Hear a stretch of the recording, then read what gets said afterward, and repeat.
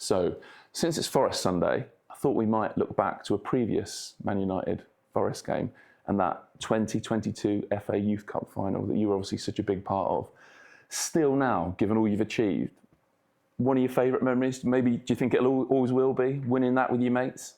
Yeah, definitely. I mean, I just remember being so surprised when we was walking out at Old Trafford and it being nearly full, you know, because in the previous round there was quite a few fans, but nowhere near full, you know. So that was definitely a special moment, and overwhelming for sure. How do you reflect now on your breakthrough? Because it's not too long after that you start getting first team minutes, and then, blimey, I was looking back at your 23-24 season, and it's just Royal Rovers stuff, and it starts with you not in the team and ends with you scoring the winner in an FA Cup final and playing in a major final for England. Yeah, I mean, it was difficult at times because obviously I was playing a little bit in pre-season and then got injured and I was out until October, November, and so it was difficult. But I just like worked hard and tried to mentally prepare myself as much as possible to be able to take my chance when I was back from the injury. So was it that pre-season in 2023 that you first started to think, okay, this could happen for me? There was a sense, wasn't there, that Erik Ten Hag really liked you as a player? Yeah, I mean, he gave me a chance in the pre-season in the games in Sweden, and then against Arsenal, I played, and then obviously started against Real Madrid, and that's when I got injured. But yeah, I was very grateful to Erik for giving me that opportunity, and then again when I was back. So how do you reflect on working with him now, Ten Hag? I mean, he started my professional career. He gave me the chance and gave me the push to be the player I am. So is that like with kind of any player, that guy who gives you that chance, you just feel forever grateful to them? Yeah, 100%. Because if he doesn't put me on the pitch, I don't play. You know, he's the boss. So yeah, I'm just grateful for his trusted belief in me. So highlights of that season when you look back? Highlights of that season. We're going to be here a while, I think, aren't we? FA Cup final, obviously. First England call up. First Premier League goal. First United goal. Yeah. It's quite a collection, that, isn't it? It's not bad. I wanted to ask you, because I think I've interviewed you a couple of times, and certainly both the post-matches I've been lucky enough to do with you have been after your goals against Liverpool. And just that moment where they've definitely had similarities, those two goals, but just that experience of scoring a goal like that on both occasions, you're sort of in that corner of the Sir Bobby Charlton and the Stretford end, run into the tunnel. Just talk us through that with you. You know, it's where you used to sit as a fan. I think your brother's in there, your mates are in there. Just that experience is so sort of, I don't know, like it's slightly surreal in such a sort of global giant of a club that you could be running to that corner as a local lad and being like, oh, all right, mate, all right, how you doing, bro? That kind of thing is just mad. Yeah, it's crazy. I mean, scoring a goal anytime is a surreal experience, but then doing it and seeing your family in the crowd and stuff like that kind of brings you back down to earth, and like, I don't know, it's hard to explain, to be honest, like the feeling that you get from that was the best feeling in the world. I bet it is. I just wonder then, so having had such an unbelievable year, did it make what followed maybe harder to deal with when you're not in the team? Yeah, of course. I mean, going from playing nearly every game to not playing as often, it's always going to be difficult and an adjustment, but I guess it's part of the game, and that was good for me in terms of learning myself, learning the game, what it is, patience, and yeah. Yeah, go on then. Talk to us a bit about that. What did you learn from having a tougher period? Because literally all careers have these highs and lows, right? And that was your first. Yeah, it's difficult anytime you're not playing, because you know I love football and I love to play. So but yeah, I feel like I learned like things off the pitch in terms of how to schedule my life and like how I train and how I work, and getting into routines and stuff, and able to learn from experienced players in the team, and also patience and just working hard. Who helped you through it then? Who was, listen to Casemiro doing an interview talking a bit about you, really complimentary. Who are the guys who you lean on, who say to you, listen, don't worry, your time will come again? Yeah, definitely players like Casemiro, Bruno, also players like Xerxes. Right. Yeah. Yeah. Oh, is he? I didn't. The last name there sort of threw me a little bit. Was he's a guy you're pretty close with? Yeah. Right. I'm close with him, and we're good friends. So we try and help each other anytime we can. Yeah. How tough did it get? Honestly. Yeah, it's difficult. When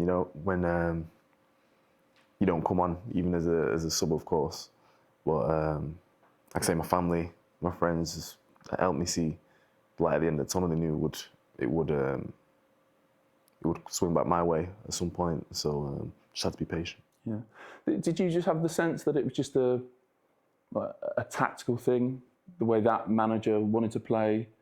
You didn't quite fit that, or at least that was what he thought? Yeah, I mean, when there's new managers and stuff, of course, they have their way that they want to play. And if you think you don't fit that, then you don't fit that. All I can do is try and work in training to maybe see it in a different light. But yeah. Okay. This is probably the toughest question, and then we'll move on to some easier ground. How close were you to moving on? I mean, when you're not playing many games or any games, you consider all things, but at the forefront of my mind was always to play for Manchester United and continue to play for this club that I've grown up at. Yeah, is that last bit absolutely crucial? To be a young player at Manchester United, to come through the academy and play for the Manchester United first team is an incredibly special thing. Maybe more special here than anywhere else. Like, how much does that, the history of the shirt, the guys you're following, how much does that mean to you? A lot. I mean, it's the dream and the story that we're told about all the time when we're in the academy, by senior coaches and when older players come back and talk to us. So it's always the dream of this club, and so to be able to live it out would be unbelievable. Yeah. Does it feel kind of crazy that the next set of kids, they want to be Kobbie Mainoo? Do you know what I mean? Like, yeah. You would have had who was your guy? Who did you want to be? Who do I want to? I mean, Rooney. Everyone loved Rooney, and then there's obviously other players like Rashi, who I remember his debut watching that in the front room, because I used to watch like his highlights when he was in the under-18s and stuff when I was, I don't know how old, young. Yeah. And still young, Kobbie. Yeah. And yeah, players like that. Well, it's crazy to think that they look at me like that already, because I don't look at myself like that. No. So it's mad. Yeah, that's, I don't know, that takes some getting used to it, I guess, that there'll be kids sort of coming here today, like, and if they see you walk through the car park or something else, they'll be like, it's Kobbie Mainoo, I want to be him, Yeah. Well, like I say, me and my teammates when I was in the academy, that it wasn't that long ago that we was doing that. When you see a first team player, you see a nice car drive past, who's driving, who's in that? You know what I mean? So yeah, it's crazy to think it. Did you know, and I think I asked you this on the pitch at Old Trafford after you scored the winner against Liverpool, the first time Michael Carrick spoke as Manchester United manager, was it clear to you that you were going to be a big part of his plans? I just remember straight away, it was the kind of the warmth he spoke about you with. It was just, it seemed clear to me. Did you know straight away, this is going to be good for me? Of course, you never know. I mean, I've worked with the boss before when he came to when he was coaching here earlier. You never know, but I liked the way that he was talking. I liked his presence in the change room and stuff. I liked what he was saying, and I felt like I could get behind it and believe in it. So just with that, whether he started me in the first game or not, I still liked the direction he was going. So other than picking you, which obviously every player likes, what has he done for you? Just helped with everything, Like on the pitch, he's played the same position as me, so just giving me tips and advice on what to do here, what to do there, and even just his management of me as a person, ask about family and stuff and all that, and all. How does he do that then? Talk to us a bit about that man management. Just talking to you like a person, like it's not just business, and that definitely helps as a player when a coach can see the other side of the game, which obviously he can, because he's been there, he's been in that position. Do you think it helps? I mean, you talked about he played your position. he also played your position for Manchester United for a long time. So do you have that sense in these kind of one-to-one chats that he really gets you? Yeah, 100%. You can believe pretty much every word that he says, because he's been there and he's played for this club. He knows what comes on the football pitch. He knows what happens off it. Playing for such a club like this, so everything he says is a gem, really. I'm not going to do it, but one of my colleagues who's a Man United fan told me I should sing your new song to you. I mean, it is a catchy one, isn't it? You like it? Yeah, it's crazy as well, because obviously did that interview after Liverpool and come off and George was telling me that they were singing a song for me. I didn't even notice at the time. I think adrenaline and just focused on not fumbling the words in the interview. I didn't really hear it, but after it, all my friends and my brother and my family were sending me and stuff, so I was like, oh, that's crazy. And then Sunderland away, they're all singing it, so it's hard to focus that first 5 minutes of the game. How happy have you been with your form since you broke back in?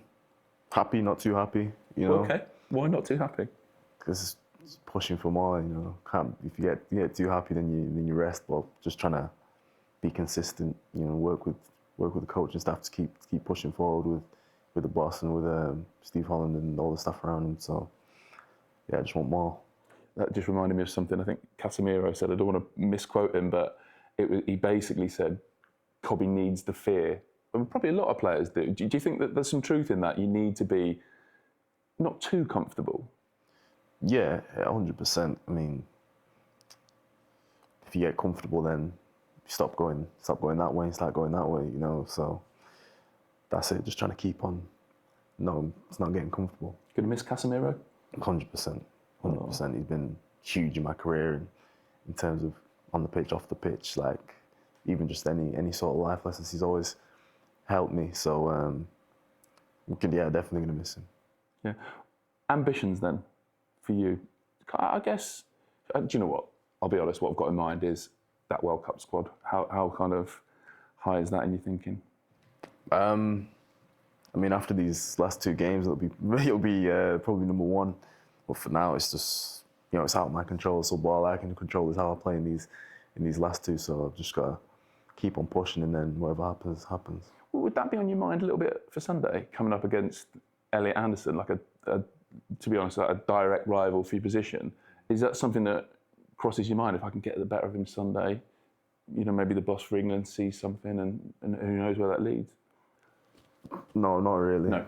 It's another game. So can approach it the same as I approach any other games with a clear mind and with the goal to win and play the best football I can. Yeah. So to sum up, happy with, I know you said you're not too happy, but the direction of life, the way things are going again. I see you're on the shortlist for Premier League Young Player of the Year. Do you just have that sense that it's all rolling in the right direction again? I mean, yeah, it's going good, but like football, you never know. But yeah, I'm grateful and just want to keep working, keep pushing. Thank you, mate. Thank you very much. Good man. Good to see you.